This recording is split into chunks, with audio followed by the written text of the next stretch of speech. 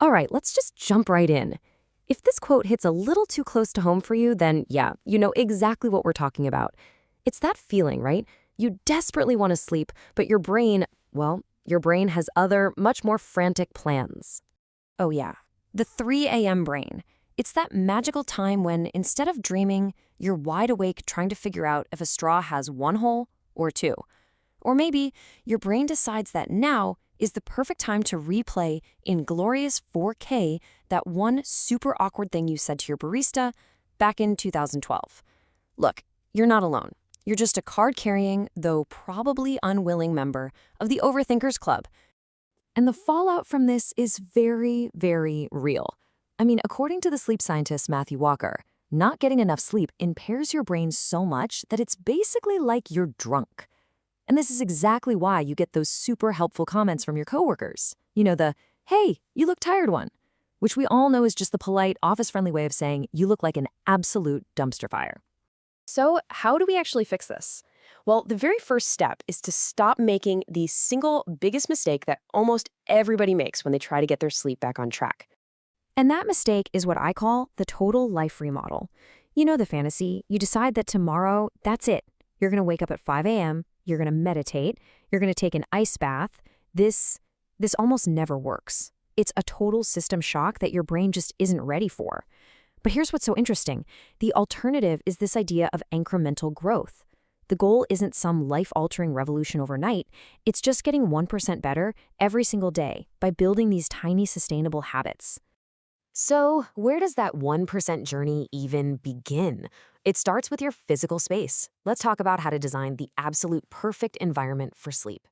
Your bedroom, let's start calling it your sleep cave, needs to follow 3 golden rules, okay? It has to be dark to send that, hey, it's nighttime signal to your brain.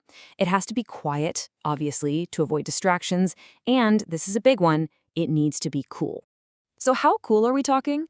Well, the science points to right around 65 degrees Fahrenheit, which is about 18 degrees Celsius. See, your body's core temperature actually needs to drop to kickstart the whole sleep process, and a cool room really helps that along. And, yes, it also happens to be how some people like their men. But even if you create the most perfect sleep cave on Earth, there is one villain that sabotages more nights of sleep than pretty much anything else. Do you have any idea what it is? Of course it is. It's your phone. And the single most effective trick is to just charge it all the way across the room. Seriously. That little bit of friction of having to get up is often enough to stop that monkey brain of yours from diving down a 40-minute rabbit hole of true crime videos right when you should be sleeping. Okay, so you've designed your sleep cave. Awesome. The next piece of the puzzle is designing a routine to actually power down your mind before you even get into bed. And this brings us to the 30-minute rule. It's simple. For at least half an hour before you want to be asleep, all blue light devices are off. That blue light from your screen literally mimics the sun, and it actively suppresses your body's production of melatonin. That's the sleep hormone. So that means no last-minute email checks and definitely no scrolling to see what some person you barely know had for brunch. So what do you do instead? Read a book, like a real one with pages. Or maybe try a guided meditation. An app like Headspace can be an absolute game changer for, as the source so brilliantly puts it, quieting the toy monkey in my head banging cymbals together. And that really is the goal here, right? Just giving your mind a chance to slow down. But what happens when you've done everything right? The room is cool, the phone is far away, you've wound down, and you're still wide awake, staring at the ceiling? Okay, you need an emergency plan. First up in your toolkit is the 4-7-8 breathing method. It is incredibly simple. You breathe in through your nose for 4 seconds, you hold that breath for 7 seconds, and then you exhale slowly from your mouth for a full 8 seconds. Now, this isn't just a distraction. It actually triggers a physical response in your body that slows down your heart rate and calms your entire nervous system. All right, now for a more, let's say, unusual tool, mouth shape. Yes, you heard me right. And yeah, as the source says, it sounds like something for kidnapping. But if you're a mouth breather, it can seriously improve your sleep quality by encouraging you to breathe through your nose. And hey, it might just save you from developing what's known as a Bob's Burger chin. And here is another absolutely crucial rule for your emergency plan.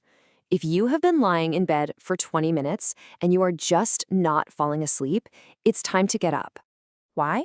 Because the absolute last thing you want is for your brain to build an association between your bed and the anxiety of being awake. So get up, go to another dimly lit room, and do something boring. Read a couple of dull pages from a manual. As soon as you feel sleepy again, then you can head back to bed. And finally, it is so important to understand this. Good sleep isn't just about what you do at night. It's a 24-hour cycle. A good night of sleep actually starts the moment you wake up in the morning. Here's how this works across the day. In the morning, you want to get some direct sunlight in your eyes. That helps set your body's internal clock, your circadian rhythm. Then, you've got to make 3 p.m. your absolute last call for any caffeine. Please, don't be like Dennis, the guy who brags about only needing 4 hours of sleep but somehow looks 60 when he's only 35. And then finally, in the evening, you begin that wind-down routine we just talked about. So just remember, winning your day really does start the night before. So looking at everything we've just covered, from the sleep cave to the emergency plan, what is the one small 1% change you are going to make tonight to finally quiet that strobe light in your mind?